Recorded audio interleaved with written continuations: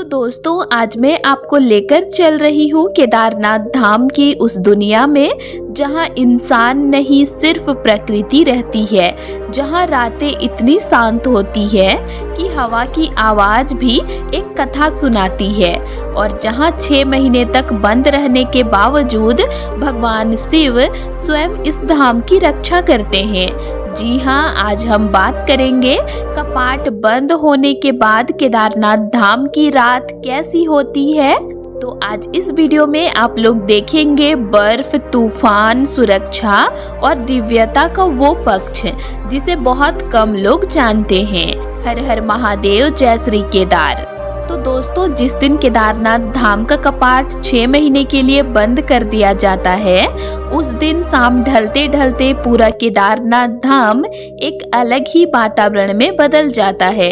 शाम की आरती के बाद धीरे धीरे धाम से भक्त रवानगी शुरू कर देते हैं। थोड़ी ही देर में पूरा धाम लगभग खाली हो जाता है।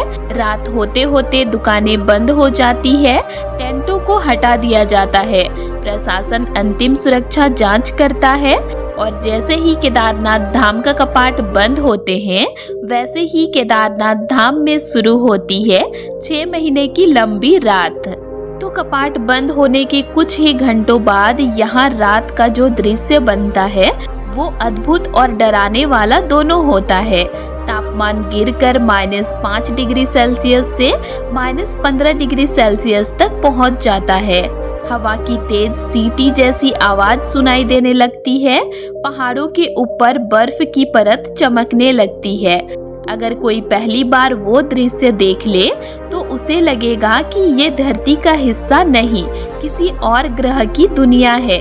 लेकिन यही रातें अगले 6 महीनों तक यहाँ की दिनचर्या बन जाती है। कपाट बंद होने के बाद भगवान शिव की मूर्ति ऊखीमठ के ओंकारेश्वर मंदिर में प्रतिष्ठित की जाती है।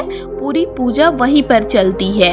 लेकिन केदारनाथ धाम पूरी तरह अकेला, पूरी तरह शांत, पूरी तरह प्रकृति के हवाले हो जाता है। रात के समय यहाँ हवा, ग्लेशियरों से आती ठंड और पहाड़ों के बीच गूंजती आवाजें, इसी का संगम रहता है। तो दोस्तों अब हम बात करते हैं कि 6 महीने की इस रात में मौसम कैसे होता है। तो दिसंबर जनवरी में तापमान -15 डिग्री सेल्सियस से -25 डिग्री सेल्सियस तक पहुंच जाती है। कहीं कहीं पर -28 डिग्री सेल्सियस तक भी होता है। तेज बर्फीले तूफान चलते हैं। 10-20 फीट तक बर्फ जमने लगता है पूरा केदारनाथ धाम में। रात में बर्फबारी इतनी भारी होती है कि कभी कभी पूरा परिसर सफेद धुंध की तरह दिखाई देता है। पहाड़ों पर बर्फीली हवा टकराती है और उसकी गूंज पूरी घाटी में फैल जाती है। बहुत से लोग पूछते हैं कि जब कपाट बंद रहते हैं तो मंदिर की देखभाल कौन करता है। तो दोस्तों मैं आप लोगों को बता दूं कि आईटीबीपी पुलिस और एसडीआरएफ की टीम वहां पर तैनात रहते हैं। हालांकि वे मंदिर के बिल्कुल पास नहीं रहते हैं, लेकिन नीचे लिंचोली जंगल चट्टी की पोस्ट से ऊपर तक के एरिया की निगरानी करते हैं। केदारनाथ धाम में रात में कोई इंसान नहीं रहता है, कोई रोशनी नहीं, कोई आवाज नहीं, बस प्राकृतिक सुरक्षा, बर्फ और हवा ही यहाँ के प्रहरी बन जाते हैं।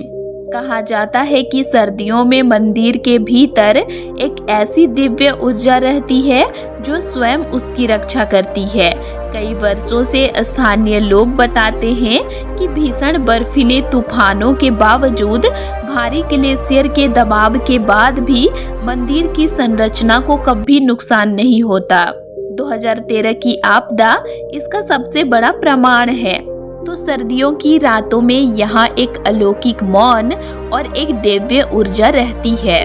तो अब आपको जानकर आश्चर्य होगा कि केदारनाथ की रातों में इंसानों की नहीं बल्कि ग्लेशियरों की आवाजें सुनाई देती है।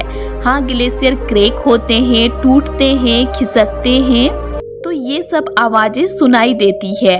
रात में जब तापमान बहुत नीचे चला जाता है तो बर्फ पिघलने और जमने के कारण टुकड़ों की तेज आवाजें सुनाई देती है, जैसे कोई विशाल पत्थर टूट रहा हो।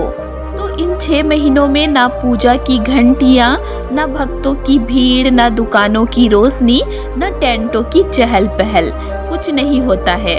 बस अनंत गहराई, पहाड़ों की छाया, बर्फ से ढके शिखर, हवा की गूंज और 0 डिग्री में ठहरी दिव्यता। यही है केदारनाथ की 6 महीने की लंबी रात की कहानी। तो दोस्तों, जैसे ही केदारनाथ धाम के कपाट बंद होते हैं, उसके कुछ ही दिनों बाद केदारनाथ धाम का पूरा इलाका एक बर्फ के सफेद महासागर में बदल जाता है।